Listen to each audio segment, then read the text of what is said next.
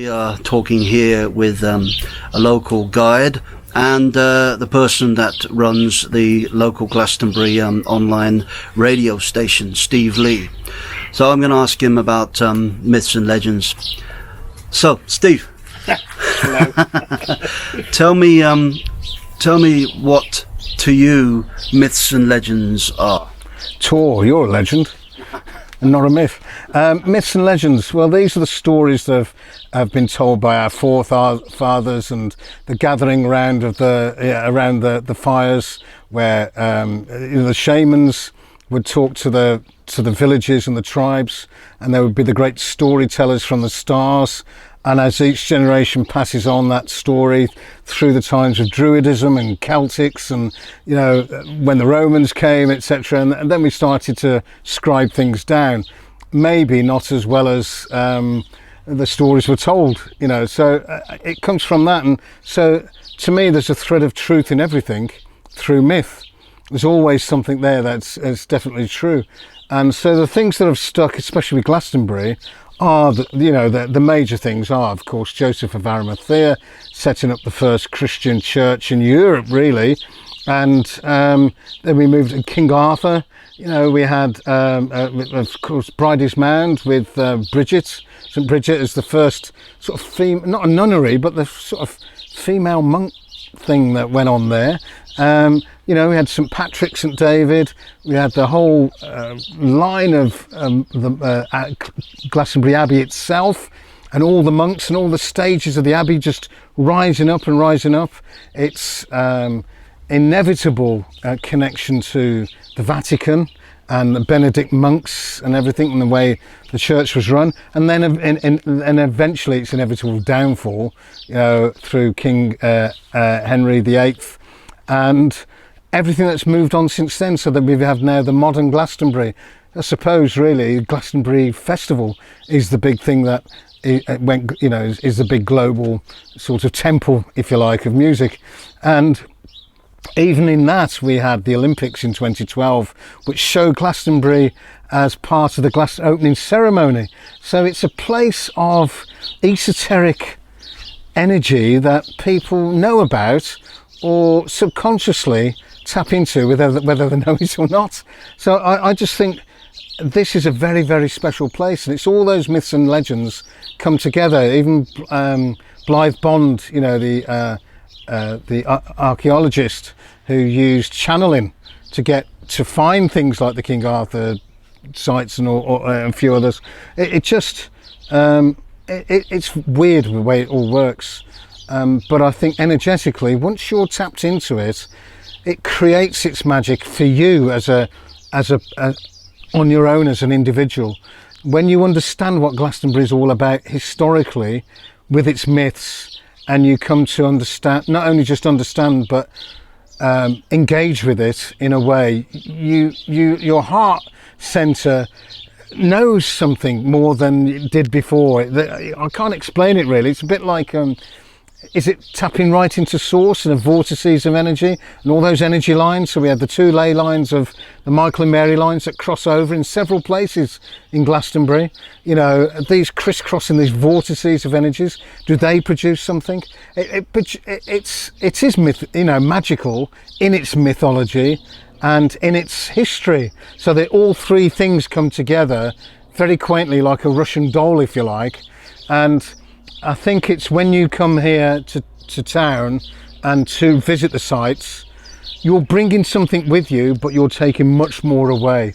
And when you understand that really your consciousness, your subconscious, is a fractured place, and Glastonbury is a place to show you that, or to mend it, or to bring something in that way. So the major pilgrims around the world come here.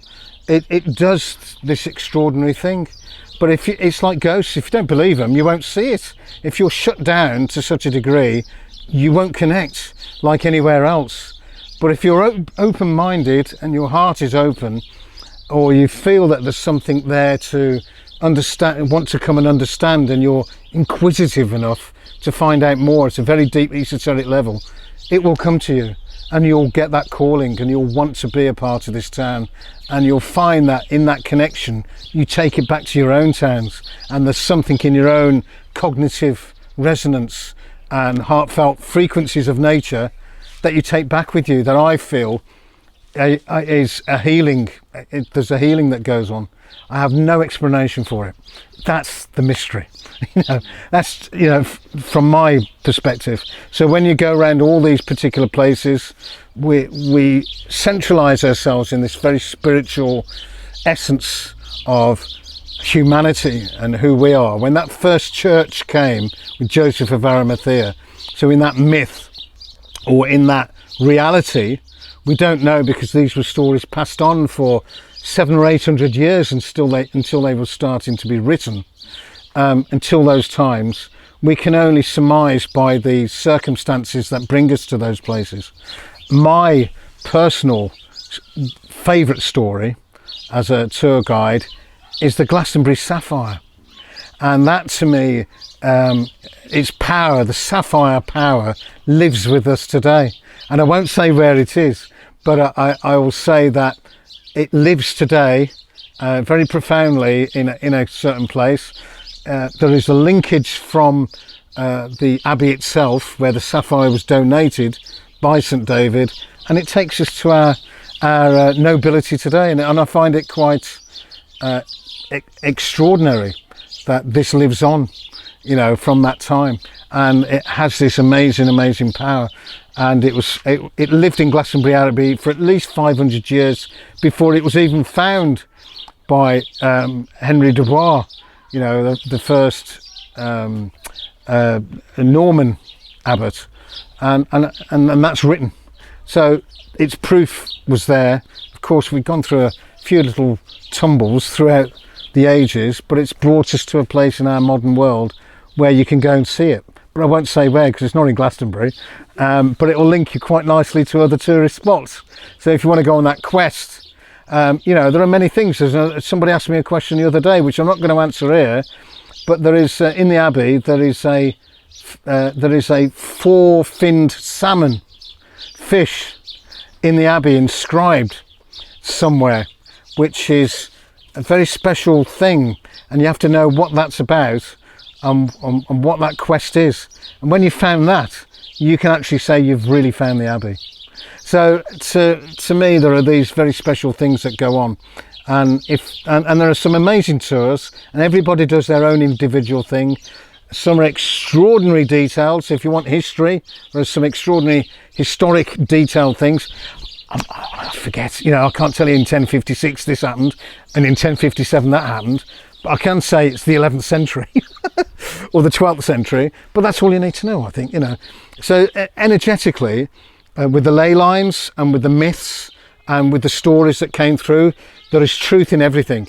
And when you take that truth, you see the modern day outcome of it. So you see Glastonbury today that has got its DNA all the way back to those times, from King Arthur, from him resting here. His birthplace was Tintagel, so there's an inextricable link there. But King Arthur's everywhere, and really should be in all our hearts. And we've got a call for him now, really, in these times. So that there are all these particular stages of life. I am more interested in the times of when the abbey was around, and before that, as the abbey was built. And I feel that consciously, that conscious historic energy is always here. It never leaves Glastonbury. So you can walk into it and you can feel that history. It becomes a part of you. And when you go back to your places after a tour, you'll feel that you've got some of that history inside you, and you can then go out into your towns and villages and say, do you know what? I think life isn't like that. It's a bit more like this, and I'm going to live by this because this is where my heart is. You have to use that intuitive source of who we are, and what Glastonbury provides. It provides great intuition.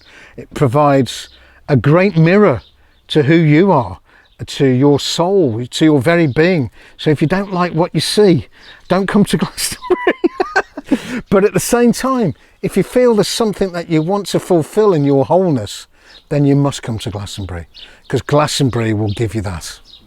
Yeah. So do you think Glastonbury is unique in that way? Because Glastonbury, to me, because I'm a tour guide here as well, is really mostly about myths and legends, and to tell the story, you really need to know the myths and legends in this town. But other cities and towns and villages, a lot of the myths and legends have been forgotten or have become obsolete, and the more kind of not traditional, but the more official story has really kind of, killed off the magic, the myths and legends, but talking to tour guides like yourself, there really is this importance of sharing the myths and legends, because that's actually what makes the story interesting. If we were just giving cold hard facts, then the industry would probably fall to pieces. Yeah, I don't think people want cold hard facts. They want an idea so they can navigate back to a certain time, and then their own imagination can take over. It's where films come from, it's from these wonderful stories. And I think when the shamans had these huge gatherings of storytelling, some of those people were coming from other places, from other villages. They would travel across the nation to do so, to certain annual gatherings and things, and then go back to their own villages and talk about those stories. So in fact, they would actually take up their own myths and magic. And you could take somewhere, I don't know, you could take, say, Atherston in the West Midlands. Well, that translated is Arthur's Stone. So is that where the sword was pulled out for King Arthur? I don't know, but these need to be investigated. So there are places of interest. We all need to be sort of historical, esoteric journalists in many ways, and go and find out about our own towns and villages and what we can stir up from there. Wow, how long's that? Because it's hidden in plain sight, most of it. And you go, I never noticed that before. What does that represent? Where's that come from? And then you start to get the information. You start to ask people. A lot of people don't know initially, but then you go off to the libraries, and the Avalon Library was a wealth of information for me. And I'm very grateful and thankful to everybody that set up the Avalon Library for all their wealth of books that are in there for everything you ever wanted to get into. So, a magical place. I think if people go off and really want to find something out about their village and their town, and where they actually came from, and where the name came from, and what happened to in their history, I think it's great to be able to redevelop that, agitate the energy of that time. Don't let it be shut off. Bring it back, relive it, because it's really important. These were days where our moral codes came from, and governments, and wars cut off those moral codes and overlapped them with their own histories of being the victors, when in fact there's a history so deeply hidden, it needs rewriting, and it needs those people that are smart enough and clever enough. And you don't have to be smart and clever, actually. I mean, you've got me here. I mean, that's testimony to that. But you just to be inquisitive enough to say, yeah, I want to find out more about my town and my village. What were we a part of? And you could go back in Glastonbury and you'd find out there are tribes from Israel, I'll say Israel, but from the Middle East. And you've got like places like Durham, the tribe of Dan. And you've got all these sorts of different places around the world, and London has got so much. It's quite an incredible place. So all around the country and all the towns, they've all got something where their history has been cut off, and it's been superseded by another force, if you like, and it gets dead and buried. Well, I'd love to be able to see, especially with your new app, that'll be amazing to see new tour guides come out nationally, to see people saying, we've got this history. I go, wow, do you know what? I want to come and visit. Yeah, and then before you know it, you actually got some sort of connection. And you go, did you know this about my town? And that's connected to your town because of this reason. Wow, I never knew that. And all of a sudden, that town is not dead and buried. It's alive. And it's not in the 3D anymore. It's in a much higher place. And it brings a specialness to that town, something to be proud of, and not just be unconscious about it. You know, and I think that's important for every town. I think that's a very interesting thing you've connected to there. You know, the importance of place, that you know everybody is living in a certain place for a purpose. You know, not to get too wacky or you know, maybe it's their ancestral home, or maybe they ended up there because they were drawn there there was some gravitational pull to be there. Or maybe they were there for their work, or you know what. There's many reasons, but to investigate your passion, your connection, your love for the place that you are in will activate this quest, you know, and the quest will probably take you to other places all around the world, because tourism is becoming far more than just going on holiday. Because people are sick of that, you know. People are sick of just sitting on a beach and sunning themselves and having a drink. That's nice, of course it is. But the trends of tourism are growing greatly, and people are wanting experiences. And I think this quest is really fascinating because I, you know, being a tour guide here in Glastonbury like yourself, we meet a lot of people that are drawn here on a quest to explore, especially spirituality, and that being here then activates the next place they want to go to. Maybe they want to go to the south of France to follow the quest of Mary Magdalene, or they want to go up to Scotland to follow the quest of King Arthur, which is the biggest quest of them all. You know, the hero's quest we were talking about. Yeah, the hero's journey. Yeah, the hero's journey, and the importance of wanting to better yourself, wanting to find out who you are, what your identity is, what your purpose is in life. And the best way to do that is to get out of your mundane world and explore your immediate, you know, reality, your immediate landscape, sacred landscape, because all landscape is sacred. How do I fit into this sacred landscape that I live in? I didn't even know that there was a stone circle a mile down the road. I didn't know there was a beautiful lake that had a massive myth or legend connected to it. You know, oh, this is really opening up my mind. You know, my ancestors must have known about it. You know, they might have even told my parents or their parents the stories of these places, but now we've forgotten them, so we got to go out and find them ourselves. I think, yeah, I absolutely spot on. I think the DNA of ancestral lineage and also displacements and migration creates this fragmentation of historical consciousness. You know, they want to bury all the myths and the legends and the indigenous tribes.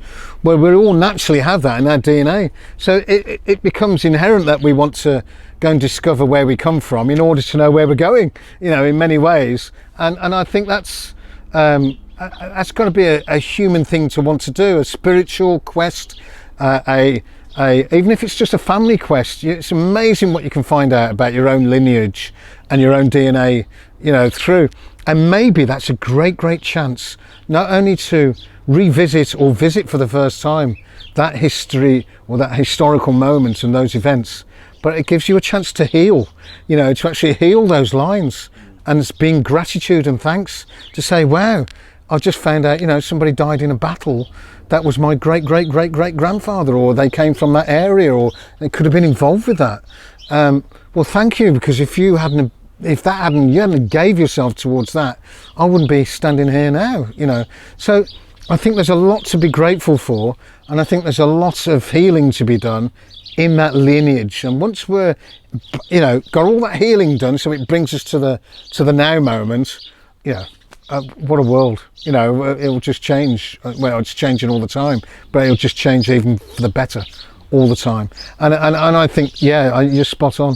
I think it's really important to go out and quest and find your place, find your route. And once you've found it, look what you can do with it. You can reconnect and heal it if it needs healing, or expand it if it's something that to say, wow, did you know this? You know, and give it to the world, give it back to the world, you know. And I love what you're doing, Tour. I think it's Tour the Tour is the tour. And what is your website? Well, it's Spirit of Avalon, so it's spiritofavalon.com. Yeah, you can book things there if you want to book, but they're private tours in the sense of, you know, it's more one-to-one, or it's more one family, or maybe two at the most. I'm not very good at doing the groups because I want it to be special. I want it to be personal to that particular people that are coming, so that when they come here, they're coming with something.